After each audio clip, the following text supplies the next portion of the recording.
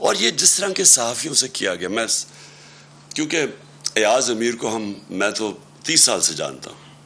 ایاز امیر ایک ایسی آواز تھی کہ سارا جو بھی دانشور طبقہ پاکستان کا جو میڈیا میں ہے وہ سارے ایک چیز جانتے ہیں ایاز امیر کی. ایاز امیر کنٹرول نہیں ہو سکتا، وہ اپنی ضمیر کی آواز سنتا ہے، اس کا لفافہ نہیں دے سکتے آپ. اس کو وہ ایک ناڈر پڑھا لکھا انسان ہے. میری اس سے بہت تنقید کی ہوئی ہے ماضی میں، کیونکہ زیادہ تر تو مذاق اڑاتے تھے میری پالیٹکس کا، لیکن میں اس کی رسپیکٹ کرتا ہوں.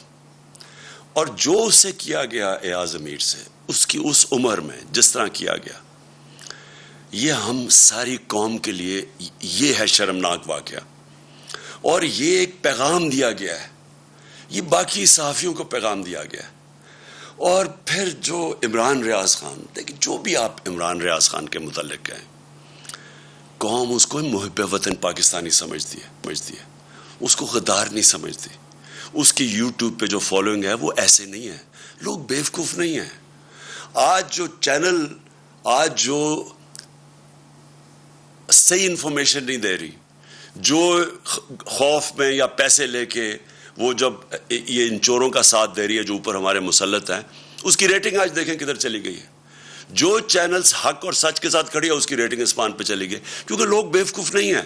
ایک بڑے دانشور نے ایک دفعہ کہا تھا کہ تھوڑی دیر آپ سب کو پاگل بنا سکتے ہیں، لیکن سارا وقت کوئی بھی سب کو پاگل نہیں بنا سکتا.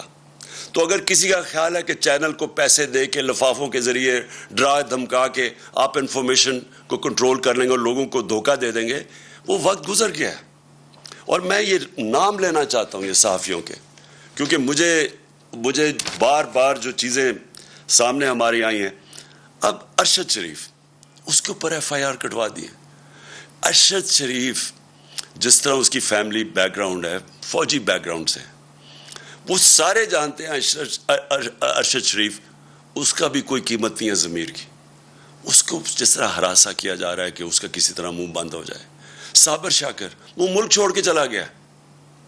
صابر شاکر کو کوئی آج سے تو نہیں وہ صحافت کر رہا ہے، 20 سال سے کر رہا ہے، ہم سب جانتے ہیں اس کو. وہ ملک چھوڑ کے چلا گیا. اور میں سبی ابراہیم اس کے پیچھے پڑے ہوئے ہیں. جمیل فاروقی نوجوان ہے، اس کے پیچھے پڑے ہوئے ہیں. ایک کوئی بات کر دے، کال آ جاتی ہے ان نون نمبر سے کہ یہ نہیں کرو گے تو ہم یہ کر دیں گے، نہیں تو ایف آئی آر آ جائے گی. عدنان عادل وہ، اور میں عارف حمید بھٹی، میری بڑی تنقید کرتے عارف حمید، لیکن عارف حمید اس کو دھمکیاں دی جا رہی ہیں کہ تمہیں اب یہ کر دیں گے. اور ڈاکٹر محیط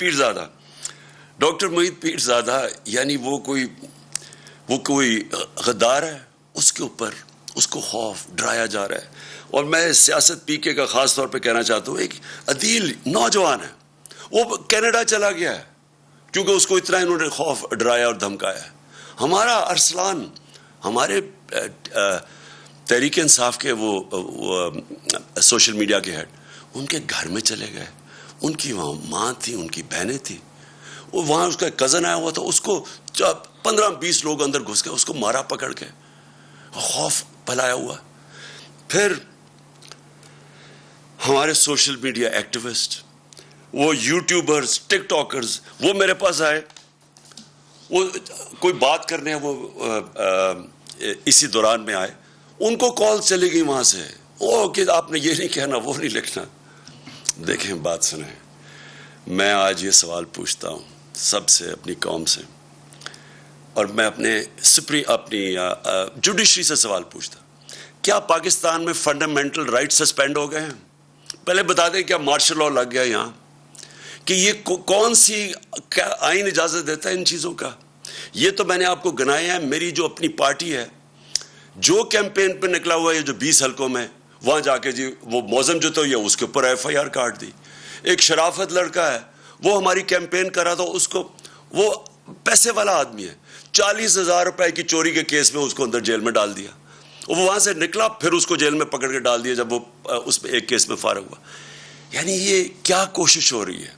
میں پھر سے اپنی ادب سے، اپنی عدلیہ سے پوچھتا ہوں کہ کیا ملک میں فنڈامنٹل رائٹ سسپینڈ ہو گئے ہیں؟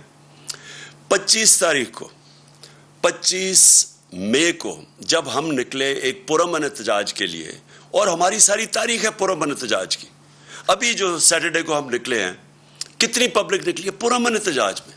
لوگوں کو غصہ بہت ہے, لیکن جب ایک پولیٹیکل پارٹی پرامن احتجاج کرتی ہے تو یہ ایک ملک میں کیوس سے بچتا ہے ملک.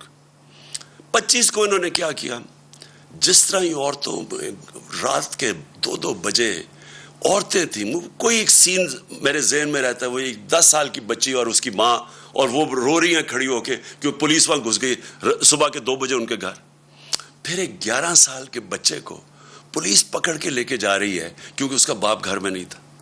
کیا یہ مقبوضہ کشمیر ہے؟ کیا یہ فلسطین ہے؟ فلسطینیوں سے ہو رہا ہے؟ کون سی دنیا میں ایک اپنی حکومت اپنے لوگوں سے وہ کرتی ہے؟ سبسکرائب کریں اور بیل دبائیں تاکہ کوئی خبر رہ نہ جائے.